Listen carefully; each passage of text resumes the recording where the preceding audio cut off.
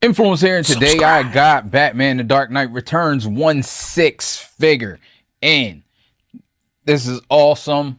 There are a few things that I don't like there's not enough hands. They ain't give you, I mean, they gave you 3 faces, they gave you a couple things, but all the holding hands that hold stuff are on the right hand, and I don't like that. I want to hold stuff in the right and left hand. I mean, you can hold stuff with the other open hand, left hand, so you can put the batarangs in there, but I want to hold the grapple hook and all of that stuff. So I mean, what can you expect? If you know Frank Miller Batman, you know what this is. It looks just like it came out the comic. Frank Miller's Batman was the inspiration for the Zack Snyder's versions of characters, mostly Batman. That's why he was older, bigger, more jaded. You know, Gotham was getting crazy. Gotham's always crazy. Gotham, who the hell's moving to Gotham? I'm just saying. But that's neither here nor there. But anyway, Gotham is out his mind. People wilding out. Batman is like, you know, he's at the end of his rope where he ain't really caring. Like, he's like, listen, he's a little sadistic. He's been fighting crime for years, and it just is what it is. All right, so let's just get into this quick review. It's not extreme amount of stuff here, so we should be through it pretty quickly. Transformers reviews, tech and the news, whatever else I use as a muse. Hit subscribe, I appreciate the views. Influences interest on YouTube. So straight into it, off the 360. Let's take him off his stand, so you can actually see his face, see what it looks like up close, or pretty close. So this is one of 3 faces. Just the bottom face does what you feel it should do. It comes apart. So you just kind of get your finger up in here, and it's 2 pegs, and it can just come off like that. He can stand up on his own without his, I always like to know that, without his stand. You know, you gotta get it right, just right. This kind of looks like the Batman when Bane, Batman Begins, when Scarecrow scared everybody or sprayed it with himself, and he just looked like that. So you have these 2. Have this grunting. This is what came on him. And then you have like kind of a laughing, sadistic looking laugh. And you have the teeth together. I like that better than the sadistic laugh. I don't know. I might put a sadistic laugh. And all of this is just on there. You can't do anything. Hand-wise, he has this holding hand here with his gun. If you've read that story, you know he had a gun, which is why he had a gun in Dark Knight or Batman vs. Superman. Pretty awesome gun. You got a magazine that does come out. It does have bullets in it. You got a scope that is on a rail, so you can take it off if you don't want the scope on, which I think that's pretty awesome. The only bad part is the magazine does kind of come out sometimes when you don't want it to, but you also have a bolt lock, so you can open it, see where the bullets go, and then you close it and it locks down. Has this strap here that's adjustable, and it's real fiber. Yeah, you have these 4 batarangs. Let me show. They're all the same looking. Here they are. They look kind of like iron, like they're rusty. Maybe he hasn't used them in a while, or they just rusty because he uses them a lot. You have the grapple hook, which is in the old school fashion, which I do like, where he had to throw it instead of shooting it out of a grapple gun. I like that mix, that switch up. Of course, you got 2 extra ball joints for the hands. You know, they always give you that. And then the hands, you have this hand here is kind of open. You can use it to hold the grappling hook. Well, this one right here is more for holding the grappling hook, which I like. and this is like holding the web. But again, they're both right hands. Then you have two fists, which that's what comes on him. So yeah, that sucks that it's three right hands and they're all the actional hands.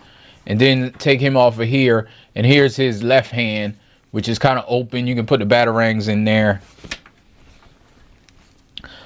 But yeah, what if I wanted to put the gun in here? You can't, because this is the gun hand and it's only over here, which sucks. And you have the stand. So this stand is kind of like scaffolding, kind of. It's not metal, it's plastic, of course. You got the thing here and this that holds it. And you got the Dark Knight Returns. And you have a box. Box is pretty nice. I love the artwork on the box. Goes around. Some credits on the box. And this is a Hot Toys, if you didn't know. Let's do articulation. So you can get his head to do the side to side. He can go down about that much, up about that much. This is a fabric cape. It does have wires on the sides, and it has two separate wires in the back. And you turn it around, and they're right here and right here. So there's 4 pieces of wires where you can kind of sprawl it out and get it to where you want it. His body is soft. He has a soft body. It feels like flesh in here. And his arms, though, the biceps, whoever has Wolverine, the 1/6, this feels like Wolverine's arms, but his arms are hard. So, I mean, I guess that's real. He does have a zipper in the back. I don't know if that's for aesthetics. Like, I can't remember if his costume had a zipper. The zip part is up under his cowl. You can't take the cowl off, but I guess if technically you need to do something with this suit, maybe they can do something. You had the symbol prominent in the front. That's the symbol he had. The big wide bat. Has his utility belt that does move around, but it stays where it's supposed to. But it feels leathery. Arms. Goes all the way up. Both sides, of course. He can get up. You know, you got to be careful with the soft goods. But this is a costume that doesn't feel like it'll be messed up. So you can get his elbow about to here.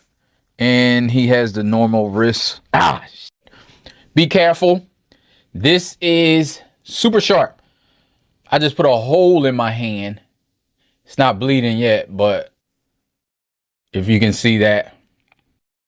Legs can get out to about there. And can get back to like there. Knees. Normal knees. A little more than 90 degrees. Of course, it starts to stretch the costume. And then your feet. You get the, well, you got bicep swivel right here. And then his feet can spin all the way around. And you got ankle rocker in and out, up and down. No toe rocker. And he has the boots, the tread. Waist, I didn't do waist. It's not much in the waist. Also, his cape is very nice. It has wires right here. It has a wire here. In the middle right, it has a wire here, and like the middle left, and a wire on the other side. So the cape also is two-toned, kind of. It's like frayed down here, or not frayed, but a different type of color, because of course the cape drags on the floor or the ground, so it's going to be less, you know, less color down here than it would be up here. And that helps you get the cape in all types of configurations. You can put it over there, you can spread it out. So to put his gun in his hand, you should do it like this. put it down here like this, and then you can put the trigger finger in. You might have to spread it apart a little bit just to get them. Let me grab it first. Then you do that and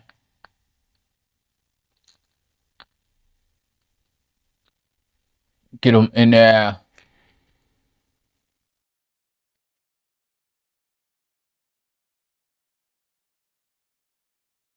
And there you go.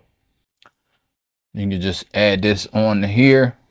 He holds it a little off center, but I think it's on purpose. You watch the scope too when you're putting it in, because you should take it off when you put it in. Because I don't know how long it's gonna last with keep getting ripped off, and it does. So that's pretty much it for the 1/6 scale Batman. I'm happy to have it. One of my favorite Batman stories and writers is Frank Miller. I know some people don't like him because it's kind of dark. He has more darker stories, but I definitely like the darker stories. I mean, Batman's a dark character. So, all right. So thanks for watching this review, and I'll get up with you in another one. You know, life ain't over, life ain't over, life ain't over. As long as you alive, you can give another try and take it real high if you want.